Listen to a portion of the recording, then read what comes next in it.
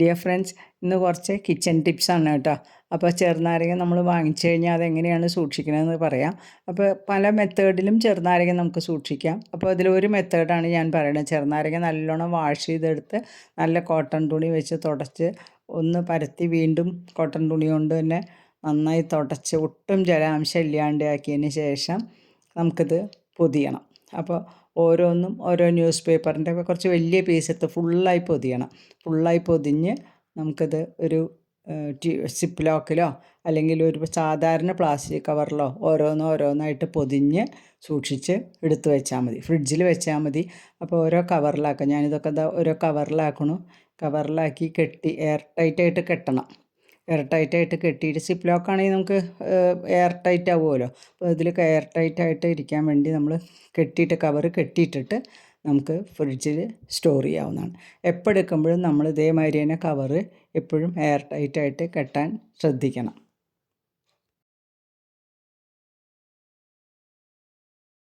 ഇനി ഈ ബാഗ് ഫ്രിഡ്ജിൽ സ്റ്റോർ ചെയ്ത് വയ്ക്കാം. ഇനി പച്ചമുളക് നമുക്ക് നന്നായി കഴുകിയെടുക്കുക. ഫസ്റ്റ് തന്നെ പച്ചമുളക് നല്ലോണം കഴുകി അതിൻ്റെ ഞെട്ടിയൊക്കെ മാറ്റിയെടുക്കണം. അപ്പോൾ 2-3 പ്രാവശ്യം പച്ചമുളക് നന്നായി കഴുകിയെടുക്കണം. എന്നുവെച്ചാൽ നമുക്ക് ഇനി പെസ്റ്റിസൈഡ്സൊക്കെ അടിച്ച് വരുന്ന കാരണം 2-3 പ്രാവശ്യം നന്നായി കഴുകി പിന്നെ അതിൻ്റെ ഞെട്ടൊക്കെ കളഞ്ഞ് അതിനെ ഇതേമാതിരി ഒരു കോട്ടൺ തുണിയിൽ വിരിച്ച് നമുക്ക് ഫാനിൻ്റെ അടിയിൽ വെച്ച് നന്നായിട്ട് ഉണക്കിയെടുക്കാം.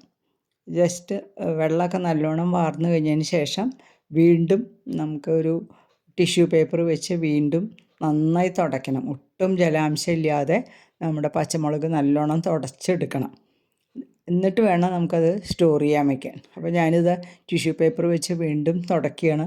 1-2 പ്രാവശ്യം തുടച്ചെടുത്ത് ഒട്ടും വെള്ളമില്ല എന്ന് കണ്ടു കഴിഞ്ഞാൽ ഒരു കണ്ടെയ്നർ എടുക്കുക. പ്ലാസ്റ്റിക് കണ്ടെയ്നർ എടുത്തിട്ട് പ്ലാസ്റ്റിക് കണ്ടെയ്നറോ കുപ്പിയോ ഇനി അങ്ങനത്തെ ഏതായാലും എയർ ടൈറ്റ് ആവണം.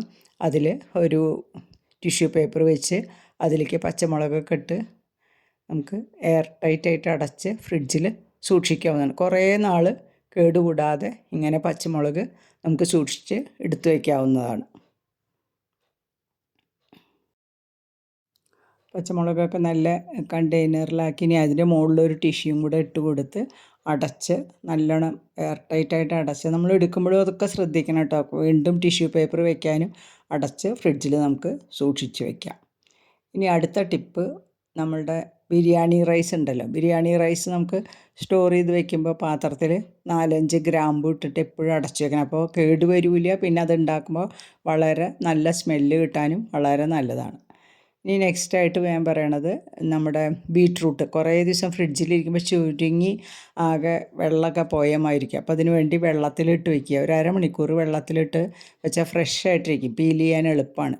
ഇനി പഞ്ചസാര നിറച്ച് കഴിഞ്ഞാൽ നമുക്ക് സ്പൂൺ ഇടാൻ പറ്റില്ല. അപ്പോൾ അതിനെ തല തിരിച്ചിട്ടുള്ളൂ സ്പൂണ്. അപ്പോൾ എന്നിട്ട് അടച്ചു വയ്ക്കുക. അപ്പോൾ വളരെ എളുപ്പത്തിൽ എപ്പോഴും സ്പൂണ് തരേണ്ട. ഇനി നമുക്ക് സിങ്ക് കഴുകാൻ വേണ്ടിയിട്ട് ആഴ്ചയിൽ ഒരിക്കലെങ്കിലും നമ്മളിങ്ങനെ ചെയ്യണം. സിങ്കിൽ നമ്മുടെ ബേക്കിംഗ് സോഡ കുറച്ച് 1 ടേബിൾ സ്പൂൺ ബേക്കിംഗ് സോഡ ഇടുക.